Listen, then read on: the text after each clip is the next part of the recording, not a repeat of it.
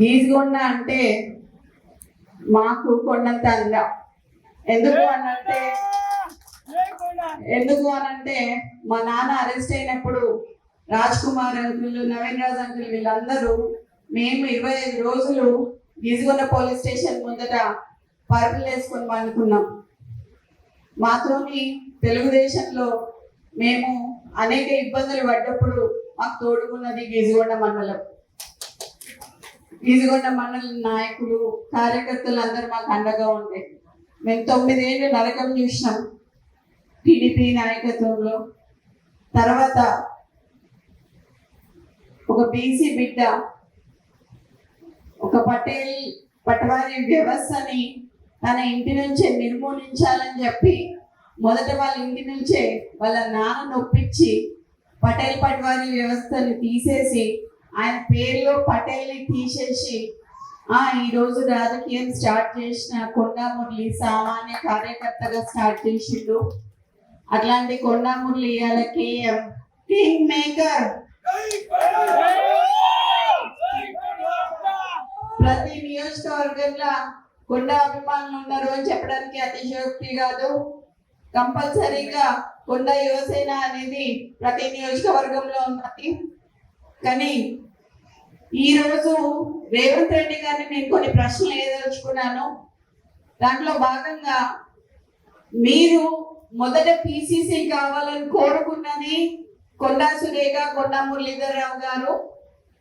ఆ రోజు వారు మాట్లాడుతూ కొండా మురళి గారి ఆదేశాల మేరకి కొండా సురేఖ గారు పిసిసి రేవంత్ రెడ్డి గారిని ప్రపోజ్ చేయడం జరిగింది. తర్వాత ఢిల్లీ స్థాయిలో కూడా ఆమె ప్రపోజ్ చేయడం జరిగింది.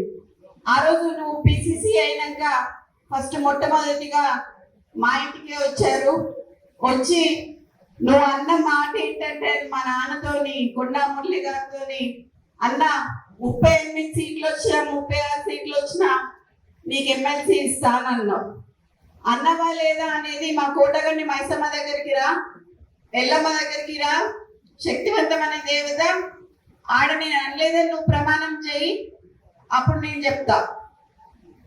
ఒక బీసీ బిడ్డకి, ఒక క్రౌడ్ పుల్లర్కి ఎందుకు ఎమ్మెల్సీ ఇయ్యలేదు, ఎందుకు పదవి ఇయ్యలేదు అని నేను అడుగుతున్నా. ఈరోజు నిన్నొచ్చి నెక్స్ట్ ఎలక్షన్ గురించి మాట్లాడినావు కదా. 2 ఎలక్షన్ల తర్వాత రేవూరు ప్రకాష్ రెడ్డిని గెలిపియాలి అని చెప్పినాం. రేవూరు ప్రకాష్ రెడ్డి అంటే పర్కాలకి తెలియదు, పర్కాల్ అంటే రేవూరు ప్రకాష్ రెడ్డికి తెలియదు ఎలక్షన్ల ముందట. అవునా కాదా? ఎవరు వచ్చిండ్రు? కొండా మురళి వచ్చి తిరిగితే రేవూరు ప్రకాష్ రెడ్డి గెలిచిండు. ఈరోజు 4-5 నియోజకవర్గాలలో తిరిగి ఆ రోజు గెలిపించుకున్న వ్యక్తి, నువ్వు కార్లో కూర్చోబెట్టుకుని తిరిగిన వ్యక్తి ఈరోజు ఎందుకు గుర్తొస్తలేడు నీకు? అంటే ముఖ్యమంత్రి అయితే కళ్ళు నెత్తికెక్కినాయా అని అడుగుతానా నేను నిన్ను? నాకు భయం లేదు. ఇవాళ పోతే రేపు 2 నాకు.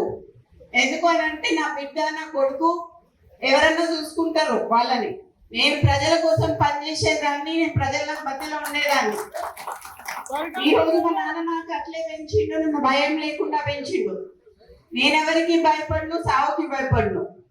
కానీ ఈరోజు చాలా ఈ 2 ఏళ్ళ వరకు ఎందుకయ్యా ఇవాళ రాజీనామా చేయమని చెప్పు. ఇవాళ రాజీనామా చేసి ఎలక్షన్లకు రా. నా ఇల్లు ఇక్కడ మంచినీళ్ళు ఉన్నది, 3 అంతస్తుల బిల్డింగ్ నీకు ఇస్తా. వచ్చి అక్కడనే ఉండి రేవూరు ప్రకాష్ రెడ్డికి నువ్వు వచ్చి క్యాన్వాసింగ్ చేయి. రేవూరు ప్రకాష్ రెడ్డి గెలుస్తాడా, లేకపోతే కొండ కుటుంబంలో ఎవరి నుంచి గెలుస్తాడు? ఈ రోజు నేను అదే అడగదలుచుకున్నా. నీతో పాటు ఒక పొంగు ఉన్నది. ఆ పొంగు ఎక్కువసేపు పొంగదయ్యా, పోతుంది. మరి నువ్వు ముఖ్యమంత్రివా, ఆయన ముఖ్యమంత్రివా కూడా తెలుస్తలేదు. ఇక్కడ మొన్న హైదరాబాద్ లో ఇంద్రమ్మ ఇల్లు ఇచ్చేటప్పుడు హైదరాబాద్ లో ఆయన పొంగు పోస్టర్లు వేసుకున్నాడు. మరి అక్కడనే హైదరాబాద్ ఇన్ఛార్జ్ అయిన పొన్నం ప్రభాకర్ గారి ఫోటో వేయలేదు. అంటే బీసీలంటే అంత చులకన్నా మీకు అని నేను అడగదలుచుకున్నా. ఈరోజు నీతోని పిసిసి ఆడడానికి తిరిగిన దయాసాగర్ రావు గారిని కానీ షబీర్ అలీ గారిని కానీ అప్పుడు కార్లు ఎక్కించుకొని తిప్పినావు. ఇవాళ అట్లీస్ట్ వాళ్ళకి అపాయింట్మెంట్ అన్నా ఇస్తున్నావా నువ్వు అని అడుగుతున్నా నేను ఈ సందర్భంగా నేను గుర్తు చేయాల్సింది ఏంటంటే, నిన్ను కూడా కొడంగల్లో ఒకసారి ప్రజలు ఓడగొట్టిండ్రు. అట్లాంటిది నేను 10 ఏళ్ళు ముఖ్యమంత్రి ఉంటా అని చెప్పుకున్నావు. రాజశేఖర్ రెడ్డి గారు లాంటి వాళ్ళు కూడా చెప్పుకోలేదు అట్లా. నీకు కాంగ్రెస్ సంస్కృతి అనేది ఇంకా ఎక్కలేదు అని చెప్పి నీకు చెప్తున్నా. ఎందుకు మా కాంగ్రెస్ సభ్యులన్నీ సవితల్లి ప్రేమతో చూస్తున్నామని చెప్పి నేను అడగదలుచుకున్నా. ఈరోజు 21 ఏళ్ళకే ఎమ్మెల్యే చేయాలి అని చెప్పి నేను అడుగుతా అని చెప్పి నువ్వు అన్నావు. మరి ఇప్పుడు డైపర్లు వేసుకొని ఇప్పుడే తిరుగుతలేడు ఆయన. నువ్వు నెక్స్ట్ 2 ఏళ్ళకి మళ్ళీ సీట్ ఇస్తానంటే ఏంటిది? ఎక్కడి నుంచి ఎక్కడికి పోతున్నామని అడుగుతున్నా నేను ఇవాళ.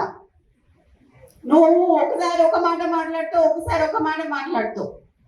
నువ్వు కొన్న మురళికి ఎందుకు రాజకీయంగా ఆయనను తొక్కదలుచుకున్నావు? బీసీలను తొక్కదలుచుకున్నావా? సరే, నేను అనుకున్నా లాస్ట్ టైం మాట్లాడినట్టు రెడ్ల కాంగ్రెస్ అనుకున్నా. అక్కడేమో సంగారెడ్డికి పోయినప్పుడు నిన్న అక్కడ జగ్గారెడ్డి గారికి ఏమో అధిష్టానం చెప్తుంది అని చెప్పిండు. ఇక్కడికి వచ్చేమో రేవంత్ ప్రకాష్ టికెట్ ఆయనే ఇచ్చినట్టు చెప్తాడు. ఇక మరి 119 నియోజకవర్గాలకు కూడా నువ్వే ఇయరాది అయిపోతుంది. ఏదైనా కాంగ్రెస్ లా గుర్తుపెట్టుకో, రేవంత్ రెడ్డి అధిష్టానం నిర్ణయిస్తుంది తప్పితే ఇక్కడ సీల్డ్ కవర్ సీఎం ఉంటారు తప్పితే, సీఎం అనేది కుర్చీని కాపాడుకోవాలని అంటే కొంచెం నిబద్ధతలు ఉండాలి. ఎవరినైనా కార్యకర్తలని లీడర్లని కాపాడుకోవాలి. పొన్నమురళి లాంటి లీడర్ని కాపాడుకోకుండా ఈ రోజులు చాలా పెద్ద తప్పు చేస్తున్నావు అని చెప్పి నేను చెప్తున్నాను నీకు. ఈరోజు మంత్రులకి ఇప్పుడు మా దగ్గరికే చాలా మంది బీసీ ఎమ్మెల్యేలు వచ్చినారు, మీరు అపాయింట్మెంట్ ఇవ్వట్లేదు అని చెప్పి. కొత్త ఎమ్మెల్యేలకి రిప్రజెంటేషన్స్ ఎక్కడ ఇవ్వాలో కూడా తెలియట్లేదు. మంత్రులు ఏమైనా సంతకాలు అవుతున్నాయి అంటే అవి అవ్వట్లేదు. మీరేం చేస్తున్నారు? సరే, ఇప్పుడు వేం నరేందర్ రెడ్డికి సలహాదారుడిగా మీరు ఇచ్చారు కదా. నేను అడగదలుచుకున్నది ఒకటే ఏంటంటే, మరి 3 ఏళ్లలో వేం నరేందర్ రెడ్డి ఏం సలహా ఇచ్చిండు నీకు?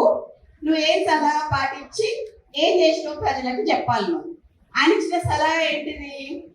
నీ తమ్ముడు ఒక షెల్ కంపెనీ పెడితే 200 కోట్ల ఆస్తి ఉన్న ల్యాండ్, గవర్నమెంట్ ల్యాండ్ నువ్వు దానదత్తం చేసావు నీ తమ్ముడికి. ఇట్లా నీ తమ్ముళ్ళు నువ్వు రాష్ట్రం మీద పడి తింటాం తప్పితే ఇంకేం చేయలేదు. అట్లాంటిది నా ఇలాకాకు వచ్చి, కొండ ఇలాకాకు వచ్చి రేవంత్ ప్రకాష్ రెడ్డిని మళ్ళీ గెలిపించమని చెప్పడంలో నీ ఆంతర్యం ఏంటిది అని అడుగుతున్నా నేను ఇవాళ. ఎందుకు మాతో పెట్టుకుంటున్నావు? ఎందుకు మమ్మల్ని ఇట్లా చేస్తున్నావు? మేము కాపతనోళ్ళమమ్మా, మాకు వ్యవసాయం వచ్చి కానీ ఊడిగం చేయటం రాదు. మేము పద్మశాలోళ్ళం, మాకు నేత నేయటం వచ్చి తప్పితే ఊడిగం చేయటం రాదు. వీళ్ళగా బ్రోకరిజం చేసి ఇవన్నీ చేసుకుంటే మీ చుట్టూ తిరుగుతున్న వాళ్ళు ఎవరైతే ఉన్నారో తప్పుడు సంకేతాలు పోతున్నాయి అని చెప్పి చెప్తున్నా మీకు.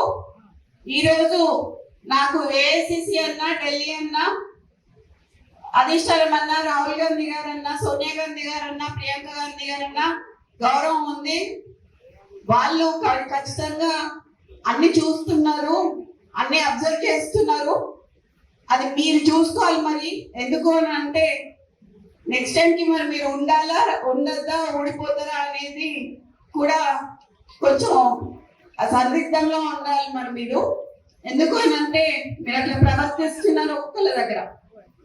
ఇది అచ్చ కాంగ్రెస్ వర్సెస్ పచ్చ కాంగ్రెస్ అయింది. ఇక్కడ మొత్తం పచ్చ కాంగ్రెస్ మాత్రమే నడుస్తున్నది. ఇక్కడ అచ్చ కాంగ్రెస్ ఏది నడవట్లేదు.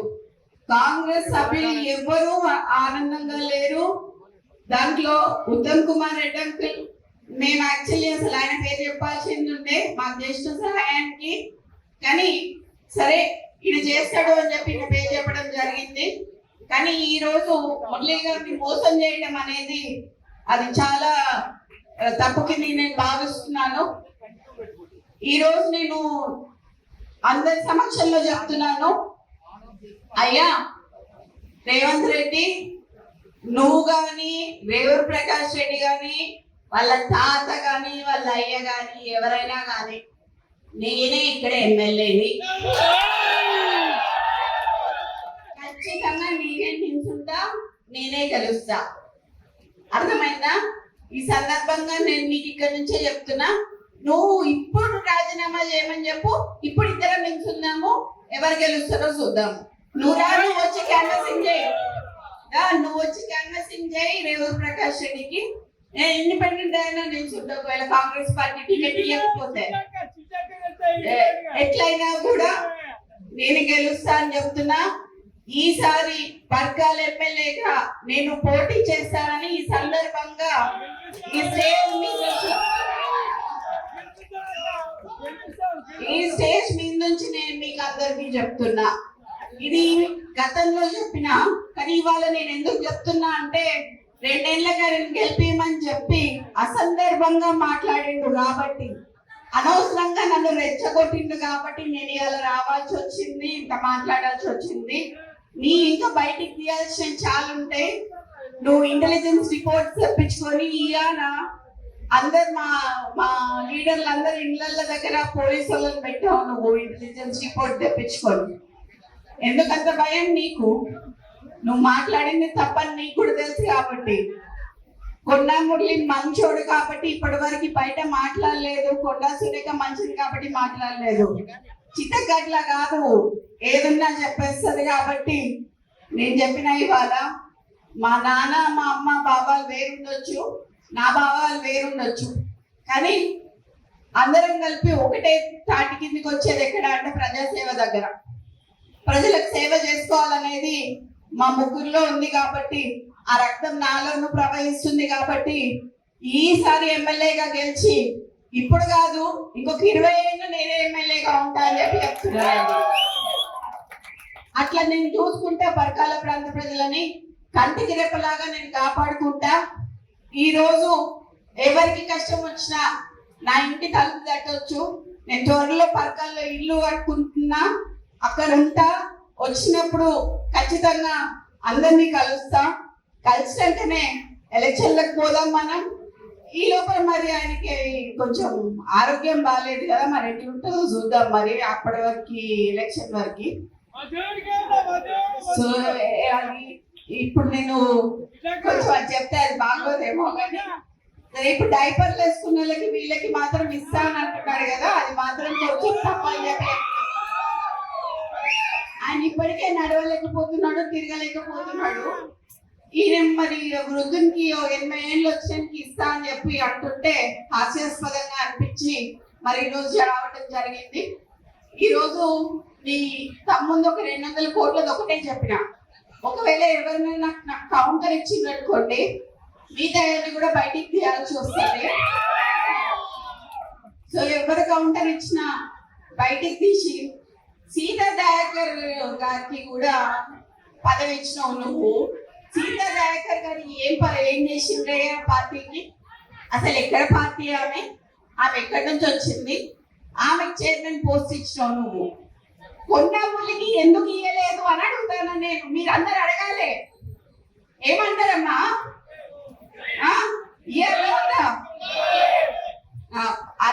అది కొంచెం ప్రెస్ వాళ్ళందరికీ మీ అందరికీ చెప్తున్నాను సార్.